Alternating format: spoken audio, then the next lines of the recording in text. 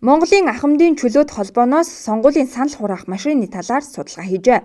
Тэд энэхүү машин нь сонгуулийг бодлоон тулах үндсэн хэрэгсэл болно гэдгийг харуулсан хэд хэдэн баримтыг танилцуулж, зулмаар цахим сонгуулиас болгоомжлох шаардлагатай хэмээн аль биесээр сануулсан юм а. Бид урд нь огт мэдэхгүй, танихгүй асар их алдаа гаргадаг. Хэрглэжсэн газрууд нь хүртэл энэ алдаагаа өнөөдрийг хүртэл шийдвэрлэх арга замаа бүрэн төгс шийдэж чадаагүй ийм машинаар сонгуул одоо явуулах гэж байгаа нь маш ноцтой байна. Нэг машин $3,200 орж иж байгаа гэсэн. Энэ бол нэг 4 сая гаруй төгрөг гэсэн үг одоогийн ханшаа. Тэгээ 2,500 машины тооцоод өгөхөр нэг 10 тэрбум гаруй төгрөгөөр орж ирэх гэж байна. Энэ бол одоо 3-аас 4 их хурлын гишүүдэд өөртөө баталсан төсөв хөрөнгө гэж та бүхэн сайн мэдж байгаа. Тэгээ энэ машинаар бид нар сонгуулийнхаа дөнгө тоолж гаргахад нуруу амар зөв тоолчлоо. Сонгуулийн маргааш ямар ч хэрүүл оруулгүй байх юм байна.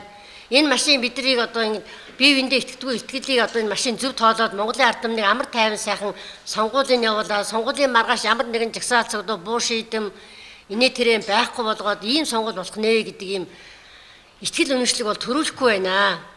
За тэдний хийсэн судалгааны дүнд Албама мужид 2002 онд энэхүү техник хэрэгслийг ашиглан санал хураалга явуулахад 6,300 цахим санал ор сураггүй болсон байдаг байна. За харин Хойд Каролина мужид 2002 онд 5,500 саналын зөрүүг тогтоож сонгуулийг хүчингүй болгосон түүхтэйг нь харин Небраска мужид 2002 онд санал асуулгын үгүй гэсэн хариулт нь тийм гэсэн хариултаар сольсон байсан хэмээн тухайн баримт дээр бичигджээ. За энэ мэтчлэн цахим машинаар сонгуулийн дүнг тоолж гаргахад ямар нэгэн алдаа гаргахгүй гэсэн баталгааг хэлхийн аргагүй юм.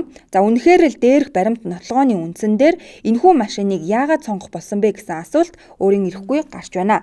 За хэрвээ алдаа гаргавал хэн хариуцаж асуудлыг ямар арга замаар зөв шударга болгох вэ гэдгийг олон нийт анхааралд авах нь зөв болов. За хэрвээ алдаа гарвал хэн хариуцаж ямар асуудлыг ямар замаар зөв шударга болгох вэ гэдгийг нийт сонгогчдын өмнөөс Монголын ахмадын чөлөөт холбоо улс төрчдөд хандан тавьж байгаа юм а.